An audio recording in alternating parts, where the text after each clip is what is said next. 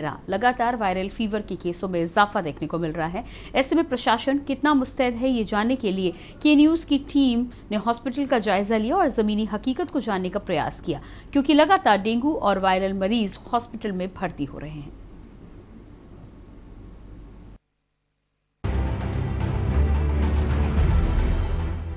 Dengue और viral का जायजा लेने के लिए के न्यूज़ की टीम सबसे पहले लखनऊ के बलरामपुर हॉस्पिटल पहुंची, जहां पर पहुंचते ही सामने गंदगी का अंबार लगा हुआ था, जहां पर लोगों का पीने का पानी की व्यवस्था थी। उसके आसपास गंदगी ही गंदगी देखने को मिली। जिसके बाद अंदर जाने पर ओपीडी में लोगों की लंबी लंबी कतारें देखने को मिली। उसमें बहुत से ज्यादा बुखार से पीड़ित लोग नजर आए, तो कहीं किसी और बीमारी का उपचार कराने के लिए हॉस्पिटल पहुंच रहे हैं। वहीं तीमारदारों ने बताया कि यहां पर गंदगी का अंबार ही अंबार है। यहां शौचालय भरे हुए हैं, नालियों में गंदगी पसरी है। इस समय हम बलरामपुर हॉस्पिटल में खड़े हुए हैं और बलरामपुर हॉस्पिटल का ये एंट्री गेट है और हम प्रवेश कर रहे हैं और दिखाते हैं आपको साफ सफाई की क्या कुछ व्यवस्थाएं यहाँ बलरामपुर हॉस्पिटल में हैं, किस तरीके से यहाँ पे साफ सफाई की क्या व्यवस्था है कि आखिर संचारी रोग की जैसी जो बड़ी बीमारियां हैं, डेंगू जैसी जो बड़ी बीमारियां हैं, वो गंदगी के अभाव से ही प्रकट होती हैं और लगातार उस गंदगी की हम तस्वीरें आपको दिखाना चाहेंगे। के न्यूज़ की टीम ओपीडी की ओर बढ़ती है तो ओपीडी में भी लंबी लंबी कतारें देखने को मिलती हैं। लोगों से बातचीत करने पर पता चलता है कि कई बीमारियों को लेकर मरीज लगातार बलरामपुर हॉस्पिटल की ओपीडी में पहुंच रहे हैं और अपने अपने समय का इंतजार और पर्चा बनवाने के लिए लंबी लाइन में उन्हें लगना पड़ रहा है। हम इसमें डेंगू की पड़ताल के लिए बलरामपुर हॉस्पिटल पहुंचे हुए हैं और बलराम हॉस्पिटल के हम ओपीडी में खड़े हुए हैं। आप देख सकते हैं किस तरीके से लंबी लंबी कतारें जो हैं, लाइनें जो हैं वो लगी हुई हैं बलरामपुर हॉस्पिटल में, क्योंकि लोग जो हैं अपनी अपनी दवा लेने के लिए यहाँ पे पहुंच रहे हैं। दवाइयों का जो लोगों का जो आना जाना है वो कम नहीं हो रहा है, क्योंकि जिस तरीके से संचारी रोग की अगर हम बात करते हैं या तो हम डेंगू की बात करते हैं तो लगातार उनके जो केसेस में लगातार इजाफा हो रहा है और शायद यही वजह है कि जो इजाफा हो रहा है। तो ये बलरामपुर हॉस्पिटल की जो ये तस्वीर है तो निश्चित तौर पे ये दिखाती है कि किस तरीके से केसेस लगातार जो है डेंगू के बढ़ते चले जा रहे हैं। बलरामपुर हॉस्पिटल के निदेशक रविंद्र कुमार ने बताया कि हमारे हॉस्पिटल में अभी तक डेंगू के एक भी मरीज एडमिट नहीं है। हॉस्पिटल में 20 बेड का एक डेंगू वार्ड बनाया गया है, जिसमें पर्याप्त मात्रा में स्टाफ रखे गए हैं। हॉस्पिटल पूरी तरह से डेंगू के मरीजों के लिए हर तरीके से तैयारी कर चुका है।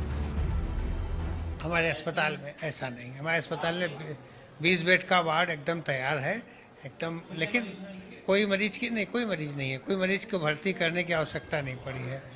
हमारे यहाँ डेंगू के लिए टेस्ट होता है और एलाइजा टेस्ट के लिए हम लोग वहाँ अपने डायरेक्टरेट भेजते हैं, वहाँ से होकर के रिपोर्ट आती है। 3 रिपोर्ट, वैसे तो हमारे जो कार टेस्ट है उसमें 4 केसेज मिले थे, लेकिन 3 कंफर्म किए गए एलाइजा टेस्ट से। बलरामपुर हॉस्पिटल के बाद के न्यूज़ की team Shyama Prasad Mukherjee civil hospital पहुंची। सिविल हॉस्पिटल में भी लंबी लंबी कतारें देखने को मिली। लोगों की भीड़ बता रही थी कि कई बीमारियों की वजह से यहां पर लाइन लगी हुई है। कुछ लोग वायरल फीवर से ग्रसित थे तो कुछ लोग किसी और रोग के उपचार के लिए हॉस्पिटल पहुंचे थे। पंजीकरण स्थल पर एक महिला काफी दिनों से बैठी थी। उसने बताया कि मैं रायबरेली की रहने वाली हूँ और मैं गिर गई थी, जिसकी वजह से मुझे काफी चोट आई थी, लेकिन हॉस्पिटल में अभी तक मुझे एडमिट नहीं कराया गया और मैं हॉस्पिटल के प्रांगण में ही दिन और रात काट रही हूँ। वहीं श्यामा प्रसाद मुखर्जी हॉस्पिटल के मुख्य चिकित्सा अधीक्षक डॉक्टर SK नंदा ने बताया कि हमारे यहाँ कल 3 मरीज आए हुए थे जिनका उपचार चल रहा था और कल ही तीनों मरीजों को डिस्चार्ज कर दिया गया, जो कि तीनों ही मरीजों में डेंगू के लक्षण पाए गए थे। डेंगू के प्रकोप को देखते हुए के न्यूज़ की टीम ने जिम्मेदारी उठाते हुए सिविल हॉस्पिटल पहुंची है और आपको दिखाते हैं कि सिविल हॉस्पिटल में क्या कुछ व्यवस्थाएं हैं, कैसी व्यवस्थाएं हैं। हम सिविल हॉस्पिटल के अंदर बिल्कुल प्रवेश कर रहे हैं, जहां पे ओपीडी के लिए जो है काउंटर बनाए गए हैं। पंजीकरण पहले होता है, उसके बाद पंजीकरण जब आपका मिल जाता है, आपको 1 रुपये खर्च करने पड़ते हैं एक पेपर के उसके फॉर्म के लिए। उसके बाद पंजीकरण अकाउंट में जब होता है, उसके बाद आपको डॉक्टर के पास भेजा जाता है। जी, ये बीमार तो हमें 2 महीने हो गए हैं, बट बुखार अब 2-3 दिन से आ रहा है। हॉस्पिटल क्या कह रहा है प्रशासन? हॉस्पिटल क्या दवाई दे देते हैं बस और चेकअप लिख देते हैं। कमजोरी फीलिंग हो रही, कुछ ऐसा कमजोरी? जी चक्कर वक्कर आते रहते हैं। क्या सफाई की व्यवस्था है? कोई व्यवस्था नहीं है, लेटरिन बाथरूम में पानी नहीं आ रहा, इतनी गंदगी पड़ी है, जगह जगह डस्टबिन डस्टबिन सब गंदा है, बहुत गंदा। सरकारी हॉस्पिटल में मतलब कोई व्यवस्था नहीं है? नहीं है, 4 बाथरूम है तो एक बाथरूम में पानी आ रहा है, एक लेटरिन में पानी नहीं आ रहा, सीट सब कुछ गंदा है। चोट लगी, गिर गए हैं। यहाँ लेटी हैं, स्ट्रेचर नहीं मिल पा रहा है, कहीं बेड वेड नहीं मिला? नहीं अभी नहीं, दवा दी नहीं ली। डॉक्टर ने दवा दिया है?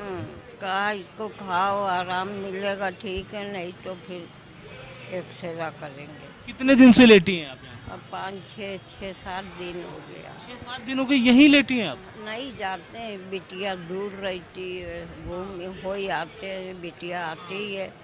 अब भी देखो जा रहे हैं आसरा देख के, बिटिया ही थी। घर से कोई आया आपके परिवार से? नहीं कोई नहीं। वैसे तो 70 से 80 तक आ रहे थे पेशेंट्स इससे पहले, जो फीवर वगैरह के जो मिक्स टाइप के केसेज आ रहे थे, वो अब करीब 100 से ऊपर 115-20 के करीब हो जाते हैं उसके। बच्चों की संख्या में पेशेंट बच्चों में भी आ रहे हैं। 5 पेशेंट हमारे यहाँ बच्चों वाले भर्ती भी हैं, फीवर वाले, और ओपीडी में भी आ रहे हैं।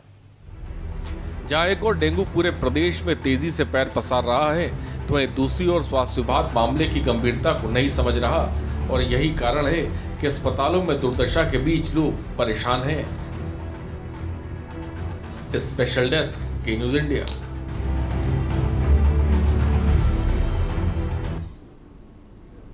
यूपी राउंडअप में अभी रुकेंगे एक